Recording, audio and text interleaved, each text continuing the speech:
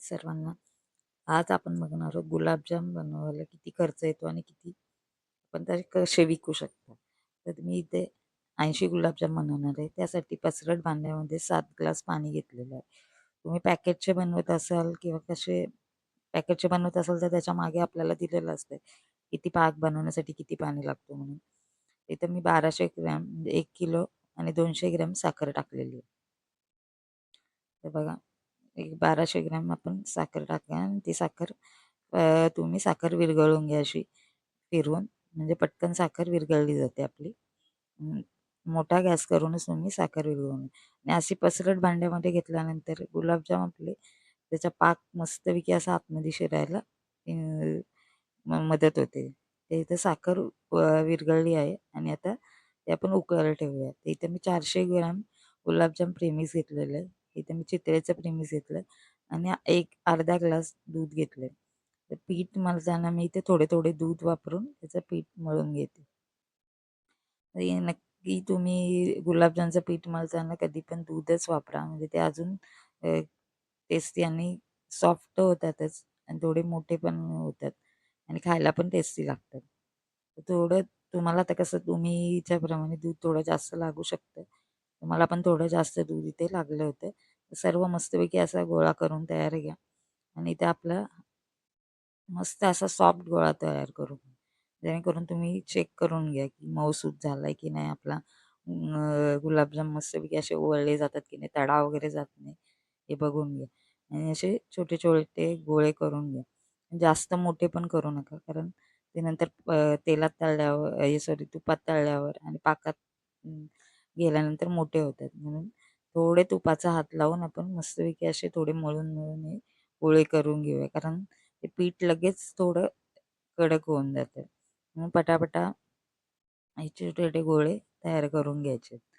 थोडे-थोडं तुम्ही पाहिजे तर पीठ तुमचं जर कडक व्हायला लागलं तर थोडं दूध वापरू शकता आणि परत थोडे मळून मस्तपैकी असे गुलाबजाम रेडी केलेले आहेत. तर बघा, आता इथे मी कढईत 100 ग्रॅम तूप घेतलेलं आहे.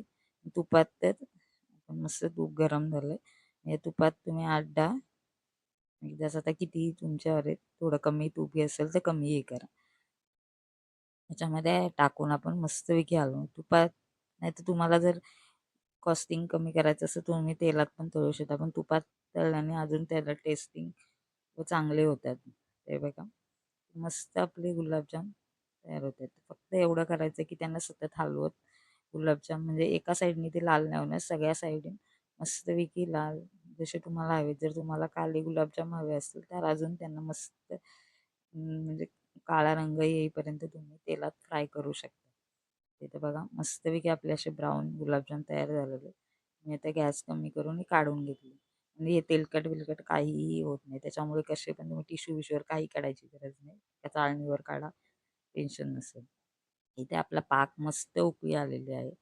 तर तुम्हाला आता साखर तुमची जर चांगली नसेल तर तुम्ही थोडंसं दूध टाकून तर तिच्यावरती कोणता कचरा असेल तो निघून जातो. मग थोडंसं 1-2 चमचे दूध टाकून तुम्ही कचरा काढू शकता. तर मी माझी साखर चांगल्या प्रकारची घेतली म्हणून एवढा कचरा वगैरे नाही. तर याच्यामध्ये तुम्ही 2-3 केसराच्या काड्या, त्या 5-6 केसराच्या काड्या आणि 1 चमचा वेलची पूड टाका.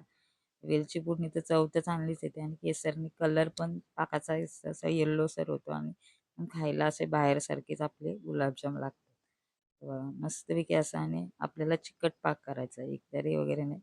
चिकट पाक जो हाताला आपल्या चिकट लागेल असा पाक आपल्याला तयार करायचा आहे. हे बघा जास्त हे केला तर आतमध्ये जाऊन तो जास्तच हे होईल.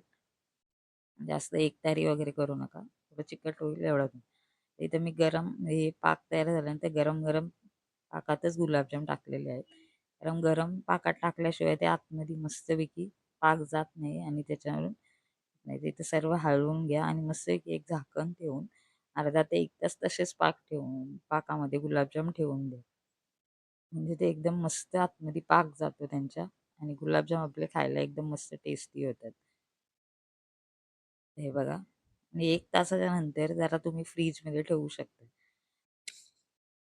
ते इथे प्रमाण सांगितलेलं आहे. गुलाबच्या प्रेमिक्स 165, साखर 65, तूप ₹100, दूध ₹10, सर्व वेलची पूड आणि गॅसचा खर्च धरून मी ₹50 झाला. एकूण ₹400 आपला 390 ₹400 खर्च येतो. तुम्ही 80 आपले गुलाबजाम रेडी झालेत, तर त्याच्यापासून एक गुलाबजाम ₹10 जरी विकला तरी आपला ₹400 चा फायदा होऊ शकतो. तर नक्की जर आवडला असेल तर लाईक करा.